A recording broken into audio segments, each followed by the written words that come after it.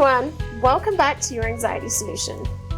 Today we're diving into a vulnerable and important topic that can change the way you approach your anxiety and mental health struggles.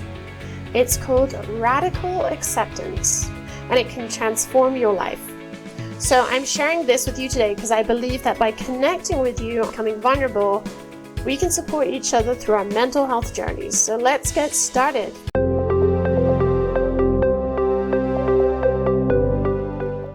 Radical acceptance is all about coming to terms with the reality of our chronic mental health conditions, like panic disorder or generalized anxiety disorder. Instead of fighting or denying our reality, we embrace it and recognize that this is our current situation. When we do this, we can start practicing essential skills and exposure therapy, which can eventually lead to our mental health going into remission. Sounds wonderful, right? So we can't just wish our mental illness away, but we can make choices and take actions that bring us closer to our goals. For example, if you decide to go to therapy, even though you don't want to, you're taking an effective step toward healing. The key is to accept the treatment, like exposure therapy, and trust that it will help you move forward. Now, you might be wondering, why should we practice radical acceptance? And the truth is, accepting reality helps us make better choices, which ultimately improves our experience. If you're struggling with any disorders that fall under the false alarm cycle, and that might include anxiety, depression, or OCD, you can apply radical acceptance by acknowledging that flare-ups, relapses, and episodes will happen, but you can bounce back.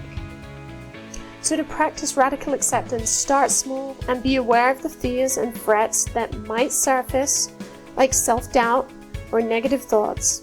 Stay vulnerable and non-judgmental as you describe your experience. Remember that self-criticism makes acceptance more difficult. Replace that self-criticism with self-compassion and understand that physical symptoms like irritability, obsessive thoughts, and frustration are part of the process.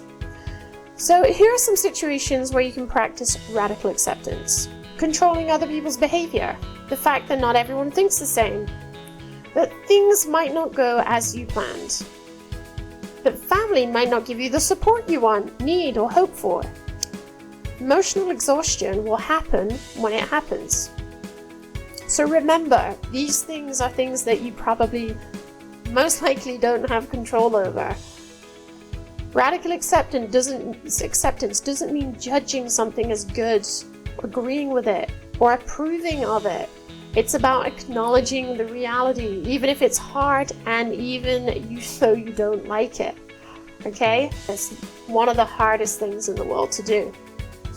I just want to give another example here.